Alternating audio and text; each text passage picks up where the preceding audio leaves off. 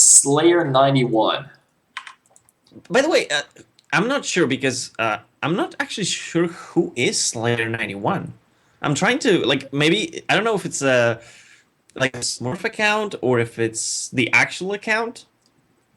I'm trying to think. Maybe somebody from the chat can help us on that. I have no idea, I'm afraid. I'll have to wait for, as you say, a comment from the chat or maybe from Tupacalypse to see here. I believe at least this is a TVZ, so that'll be exciting. I actually am very curious to see how TVZ goes on Overwatch. I do actually want to see a longer game on Overwatch just to see how it plays out with like the structure in the middle of the map there. I think it would be quite interesting. Yeah, so here's hoping we get a long game too. Anyway, I guess we'll just go into the game then and keep an eye on the chat. Okay. Julia's saying that even Slayer91 is not sure who he is. Dude, that's the best way to play, man. Yeah. If you don't even know yourself, how can your opponents know you? How can they counter you? It's genius. All right, at the bottom right location, as the orange Zerg, we will have Slayer, and at the bottom left, as the red Terran, we will have Flisk.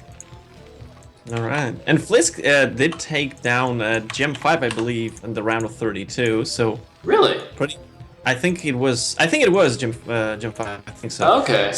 So definitely he knows his TVP. Let's see how he does on TVZ. And as I mentioned, since I don't know much about Slayer91, gonna be interesting to see what he brings on to the table. Yeah, I'm pretty sure we casted him during the prelims, but I don't really remember his game that much.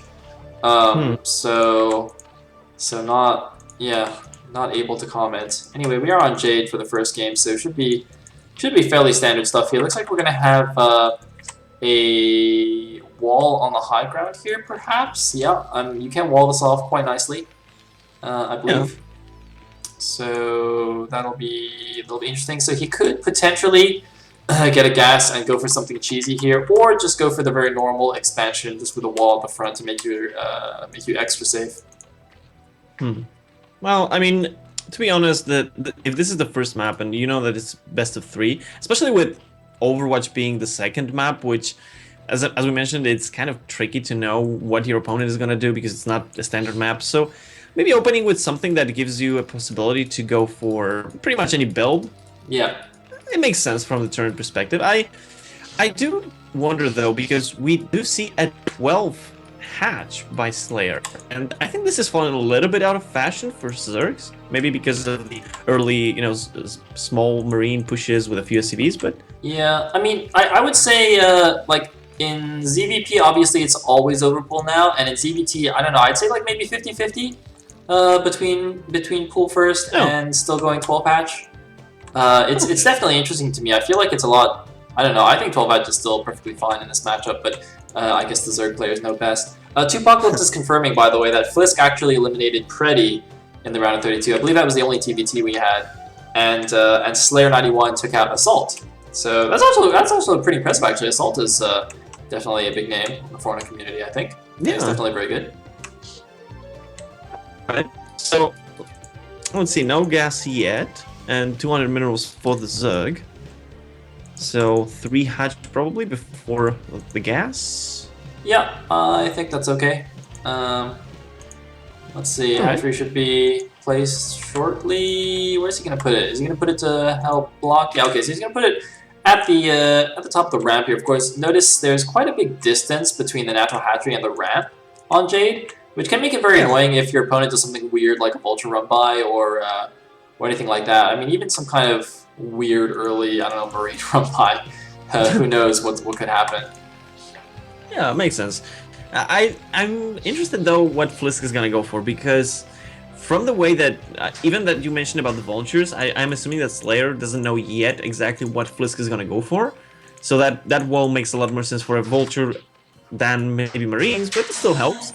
Yeah, but yeah. I'm wondering, because the gas is taken now, which is, I guess, fine for both at mech and if you want to go for early +1 maybe for the marines. Yeah, if I had to guess, I would say this is the fast +1 build here from Flisk, so he's going to get the eBay. Is that the eBay? Yeah, that's the eBay. Yeah. He's going to get that +1 going. He's going to get the Academy now. Probably, I think he get the Academy before the second barracks even. And then once that's started, he will start his second barracks, of course, just to start that Marine pump. So we're going to see a pretty strong Marine early mid-game here from Flisk. We'll see how he does.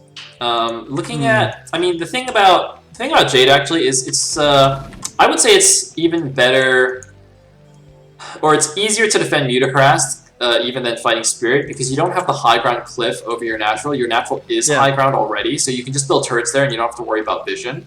I mean, obviously the minerals are still pressed against the edge, so it's annoying to get Marines back there, but you don't have to worry about the vision issue. And of course your main base, the minerals are quite protected here at the back, so that's nice. One SCV does get picked off before it sees the lair, but he does see the third hatchery, so Flisk pretty much knows what's going on. Yeah, and the Academy is going down, I think maybe a little bit late, you know, compared to what he would probably want it to have. Yeah, I wasn't really paying attention to that timing.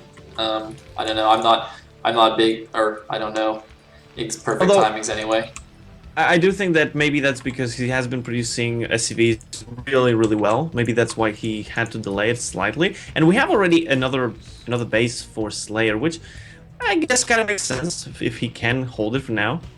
Yeah, I'm a bit confused though why he's building that at the close third and not at the top right main. If you see on, well, I mean, yes, it's a reverse ramp in the mains on Jade, but putting 2 lurkers at the bottom of that still makes it difficult for Marines to go down there. And if you're that paranoid about some kind of fancy micro, you can just put 3 lurkers there and be perfectly fine.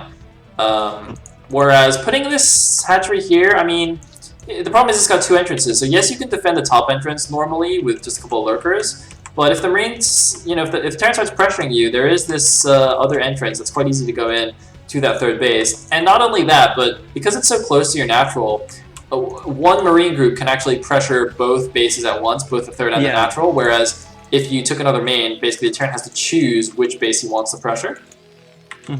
Yeah, makes sense. Alright, trying to think about, because Flisk is not putting down the turrets. He scanned just a little bit ago, so maybe he's going to start them relatively soon. He's moving out, though, with this Marine Force, and +1 should be, okay, it's about 70%, so by the time he gets to the natural, +1 might be finished. Yeah, I think by the time the Mutas attack him, +1 would basically be done here. Range is still a little ways away, but that's completely fine. It just has to be a little bit more careful until that's finished. And yeah, as you said, the turret's not even started yet. Basically, he's defending by attacking. Instead of building turrets to defend the Mutas, he's defending the Mutas by pressuring so hard with the Marines that the Zerg has to use the Mutas defensively in order to not die. And that's a very nice and very cool way to defend this, I think. You know, range is not done for the Marines, though. That's true. That's why he's going to be extra careful here. It's going to be much easier for the Mutas to obviously attack this group. +1 just now finishing. You can see as the attack starts. He's already lost a couple of Marines. He needs to make sure he doesn't lose too many before the range finishes. It's just a few seconds away now. And then he will have that. I'm actually not even sure if he realizes that it's not finished yet, but here we go. The range, I think, just finishes, but the Mutas, oh man, the Mutaling already has picked off this first group of Marines really easily. Yeah. Whoa. And the second group is not that big, so there's a question whether he really wants to try to get out of his base, because it might be quite right now. Yeah, I mean, you can see he does have the turrets up. He's even got an emergency bunker here behind the wall, so this is quite a nicely fortified position. One risk sometimes from losing that first Marine group is that Zerg can actually just go all in and bust your front with the Mutaling, but obviously not the case here. We do see the SCV actually scouting the third base. Oh man, this Marine group, though, could get surrounded. The Lings are actually coming in, but I don't think there's enough here. The Marines are a little bit too strong with the +1. No, it's actually going to go in favor of nobody. It's going to be a pretty close exchange there. Yeah, I mean, the +1 definitely made that difference. Without the +1, I'm pretty sure that would be it. And we have four barracks, and at the same time the vessel is not that far away, so that looks pretty decent. Although at the same time Queen's Nest is finished, and I'm assuming that Hive is going to be coming up really soon. So yeah, I'm not sure. It's not going either way yet, but I believe that even if you start the hive now, the fighters are quite far away. And Lurker aspect is only now started, so this can still work for Flisk. He really has to have all the units together, though. Yeah, and see, now this is my problem now. This is exactly the problem with taking this close third. See, he has to build extra Sunkens at the third, and it's so close that the Marines, like, they can pressure both the natural and the third at the same time. If let's say Slayer91 had taken the top right main, maybe, yes, it's a bit further away. Hold on, it looks like we got an attack going in here. The Ling's doing a lot of damage here. Really, really nice move, actually. Nice surround by Slayer, and the reinforcements, I think, should just run home. So, and Hive is started, okay. Yeah, actually, Slayer defending this really well, but I was going to say, if he had taken the top right base, the main thing that he would gain is time, because the Marines would have to walk a lot farther to get to the top right base, giving time for the Mutas to actually pick a lot of them off before going in for the big surround with Lings. But it looks like Slayer just doing such a good job with making the all the Zerglings at just the right time and getting the really nice surrounds that he's actually fine. I think that's maybe why he actually took that base, because he didn't want to have to fly his Mutas and wait for the Zergling reinforcements. Just have them closer. Maybe that's why. Oh, okay, so these Mutas, they're not that big of a clump. There's 6 only of them, so that's not really that scary anymore. But the Lurkers are coming out from the natural of Slayer. That means that he will have another way to defend against this push. Away, and the Hive is 80%. So this push might do something, but it's gonna come down to actually control pretty much, because both players have a decent army. They definitely do. The Lurkers are out. There's a few Lings in a flank position. The Mutas coming back to help as well. Their job is pretty much done. All they can do now is pretty much tank a few Marine shots while the rest of the army goes in, maybe pick off a few reinforcements, grab this scouting SCV. The Terran army, he actually sees the Lurkers. The Lurkers are taking a lot of free shots right now. They need to move back here. Oh man, not paying attention. Slayer, not aware, but oh man, looks like he's going to grab a few really nice Lurker shots anyway, but loses, what was that, 6 Lurkers? 5, I think, or 6. Yeah, but 5 Lurkers, man. He's producing more, but to be honest, if the high ground is claimed and sieged, I mean, the Father Mount is now started only, so slow. You still have some time. Yeah, this is really slow for Slayer. Once the critical thing is, once these siege tanks get in position to start wiping out these Sunkens. Oh, it looks like there's a bit of a flank, though. He's going to try and grab the tanks. That's actually quite important. If he can get all the tanks, he can buy a lot more time. The Lurkers, though! Oh, man, I think the Lurkers were on borrowed or something. All the Lurkers are dead for some reason, and the Marines are still alive. They're going in. The Sunkens are doing some damage. He might grab the vessels. He grabs one of the vessels at least. Looks like all of the tanks died, but with no Lurkers left to stop the Marines, it doesn't even matter. I mean, I'm not sure exactly what happened to the Lurkers there, but it looks like Slayer once again making a mistake, not paying attention, leaving them unburrowed for a little bit too long. This is a small group of Marines. He should go, yeah, just go for the drones. It's clear that you're not going to actually kill your opponent when he has Lurkers already ready to go. He can do some economic damage. Wow, that's a lot of economic damage. Yeah, pretty much the entire drone line at the natural is wiped out here.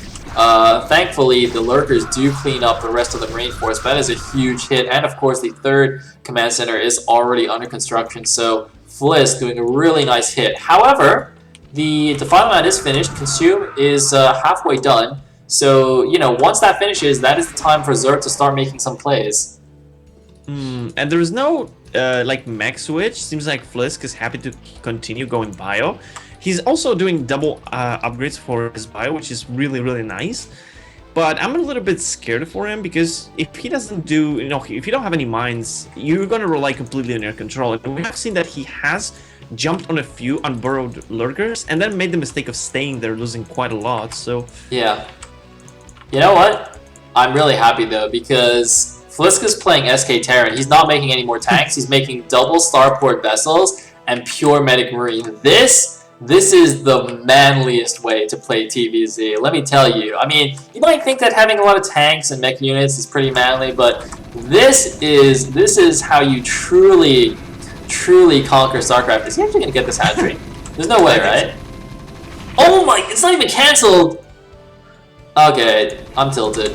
But anyway, SK Terran is possibly the most mechanically demanding strategy that you can do in StarCraft. This requires so much APM to pull off. And yet Flisk, look at this, takes the game. GG. There was nothing there. I was just looking at that and wait, that's a second layer?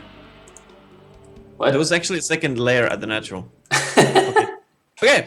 No, I was just thinking that Slayer had at the Filer had some lurkers, and I was trying to find them now. Like, okay, how do you defend this? And there was there. I don't know where everything went. Yeah. I'm not really sure. I was too busy just fanboying over Flisk being such an awesome Terran. I have not seen a foreigner Terran go SK Terran in so long. Pretty much all the other TVZ games we've been seeing in this tournament have been fast mech switches. Even before the Terran gets a fourth base or anything like that. Just super, super fast transition over to Vultures with Mines and that sort of stuff. But playing the pure Medic Marine with Science Vessel, it just feels so... It's like artistic. That's the only word I can come up with to describe it. It's art. It's Broodor in pure art form. Yeah, and especially because maybe that's because the last few games that we have seen where Terrans were going for that early mech switch and like mining the entire map, Zergs have just been dropping and destroying a lot of Terrans. So maybe just Flisk decided that it's better to keep the pressure on, and so far, yeah, it's been working. Definitely has, but now we get to see Overwatch, and I really hope this is a bit of a longer game again compared to last game, especially if it decides to play SK Terran.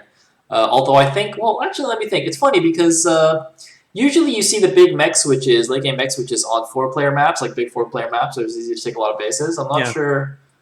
I'll be interested to see whether he decides to go for that here on this 2-player map.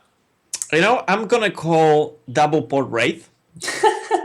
Just out of the blue. And the reason I think that is the map is weird, and if you're gonna try to SK Terran here, you have to know the map pretty well. You can't be running around and just getting into like random lurkers. So it might be quite a lot more difficult to do here, I think. Yeah, that's true as well.